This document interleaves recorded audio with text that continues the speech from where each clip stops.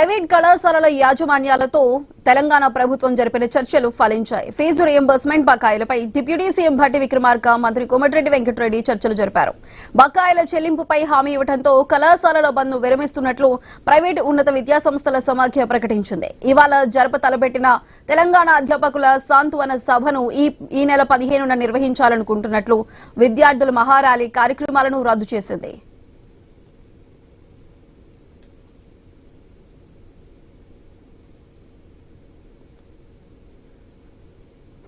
బకాయిల్లో 1500 కోట్లు వెంటనే చెల్లించేందుకు ప్రభుత్వం అంగీకారం తెలిపింది. ఇప్పటికే 2 విడతల్లో 600 కోట్లు ఇచ్చామని భట్టి విక్రమార్క తెలిపారు.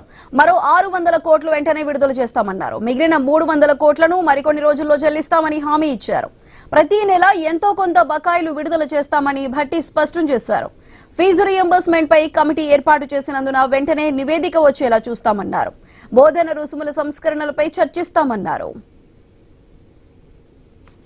సంబంధించిన ఫీజు రియంబర్స్మెంట్ అంశానికి సంబంధించి ఈరోజు కళాశాల యాజమాన్యాలు వారి అసోసియేషన్ ఫాతి సంబంధించి వారందరితో కూర్చొని మాట్లాడటం జరిగింది. గతంలో చెప్పినట్టు 1200 కోట్లకు సంబంధించి 600 కోట్లు గతం రిలీజ్ చేశాం. ఇంకో 600 కోట్లు రిలీజ్ చేయమని అడిగారు.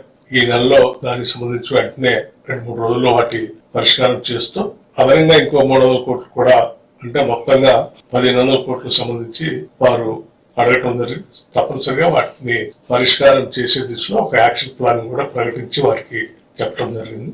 సానుకూలంగా వారు కూడా స్పందించి అర్థం చేసుకొని భవిష్యత్తులో ఆ బంధం కంటిన్యూ చేయాలనుకున్నటువంటి ఆలోచన కూడా ఈ చర్చల ద్వారా తీసుకున్న నిర్ణయం ద్వారా వారు విరమించుకోవటమే కాకుండా అనుకుంటున్నటువంటి 8th నాడు ప్రపోజ్ చేసుకున్న ఫ్యాకల్టీ మీటింగ్ కానీ లేకపోతే 15th నాడు స్టూడెంట్స్ తో పెట్టుకున్నటువంటి మీటింగ్ కానీ వీటన్నిటిని కూడా విరమించుకుంటున్నట్టుగా వారందరూ ఈ ప్రకటించారు. సమ్మె వల్ల కొన్ని పరీక్షలు నిర్వహించలేకపోయామని ప్రైవేటు ఉన్నత విద్యాసంస్థల సమాఖ్య చైర్మన్ ఎన్ రమేష్ తెలిపారు. విశ్వవిద్యాలయ అధికారులతో మాట్లాడి వాటిని నిర్వహిస్తామని చెప్పారు. విద్యాశాఖ ఇన్ఛార్జ్ కార్యదర్శిపై గాని సీఎం, డిప్యూటీ సీఎం కార్యాలయాల అధికారులపై గాని తాము ఎలాంటి వ్యాఖ్యలు చేయలేదన్నారు. ఏదైతే మేము గత 3rd నుంచి ఏదైతే మేము స్ట్రైక్ కంటిన్యూ చేశామో ఈ రోజు వరకు కూడా కంటిన్యూ చేస్తున్నాం. ఎగ్జామ్స్ విద్యార్థులకు ఉన్నా కూడా కండక్ట్ చేయలేనటువంటి పరిస్థితి ఉన్నప్పుడు వాటికి కూడా చింతిస్తున్నాం. అటువంటి వాళ్ళకు జరిగినటువంటి క్లాసెస్ కానీ వాళ్ళకు జరగబోయే ఎగ్జామ్స్ కానీ యూనివర్సిటీతో సంప్రదించి అతి త్వరలో ఆ ఎగ్జామ్స్ కూడా కండక్ట్ చేసేటట్టుగా మేము చేస్తాం. దేవసేన మేడం కానీ ఇతరత్ర ఒకటి ఆఫీసర్స్ కానీ కొద్ది హర్ట్ అవ్వడం జరిగింది.